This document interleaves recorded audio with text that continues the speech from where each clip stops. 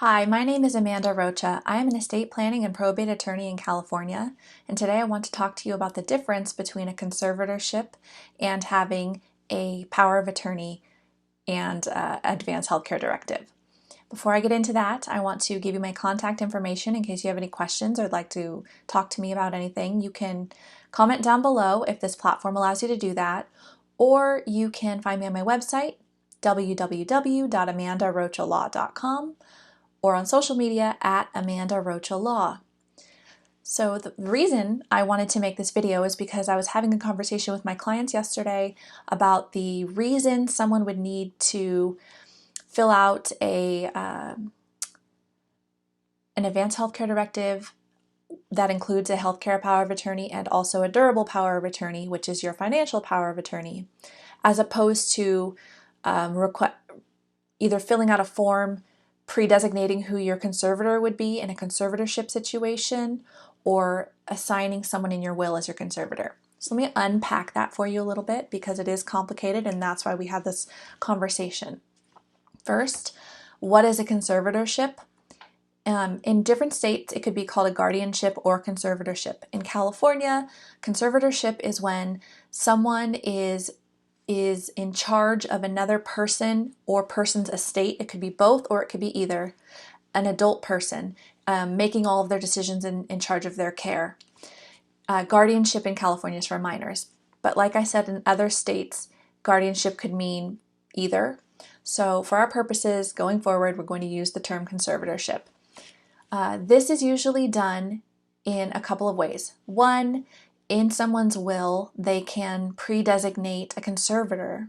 The problem is your will is only going to be active once you've passed away. So in order to use that, you would have to submit a will ahead of time before your death to the court, or someone would have to do it on your behalf if you became incapacitated. So for that reason, it should be in your will, but it definitely shouldn't be the only way that you would nominate a conservator.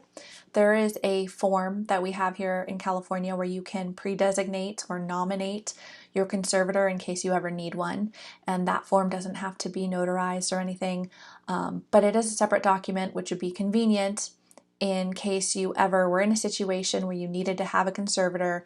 You would choose who it is, and a court wouldn't make that decision on your behalf. Sometimes people in your family and your loved ones will go to the probate court, petition for conservatorship and get it, or they don't, or they fight over you. And in this case, it makes it abundantly clear who you would prefer. And unless there's something terribly wrong with that person, the judge is going to most likely honor your decision. So that would be conservatorships. A conservatorship ends typically when someone passes away.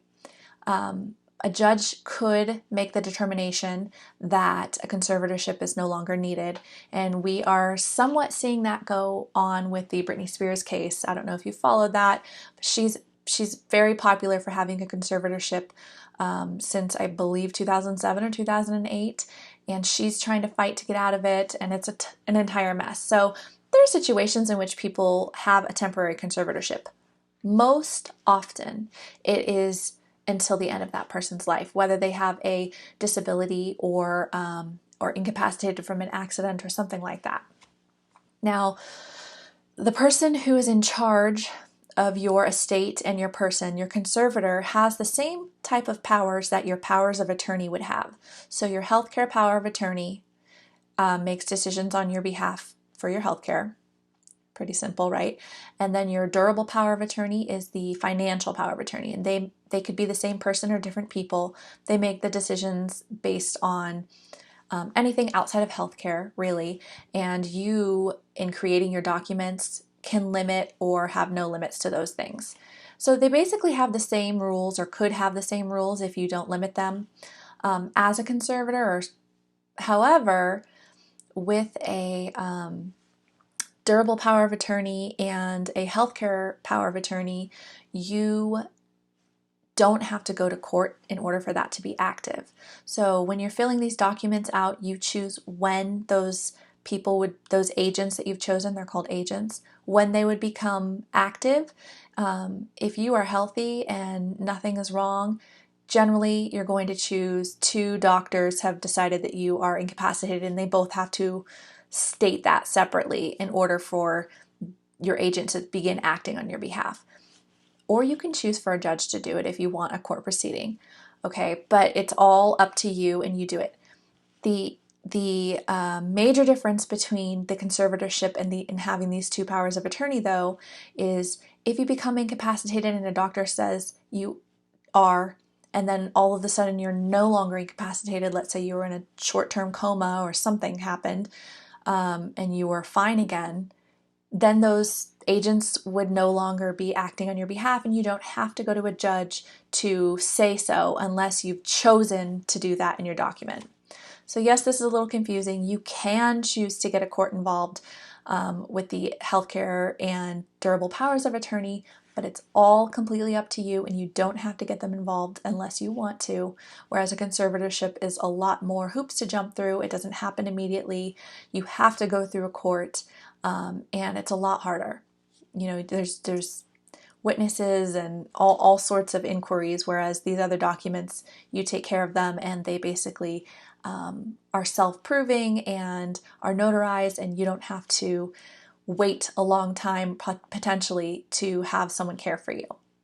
If you have any questions about this, you can comment down below. If this platform allows you to do that, you can go to my website, www.amandarocalaw.com, or you can find me on social media at Amanda Rocha Law. Thank you.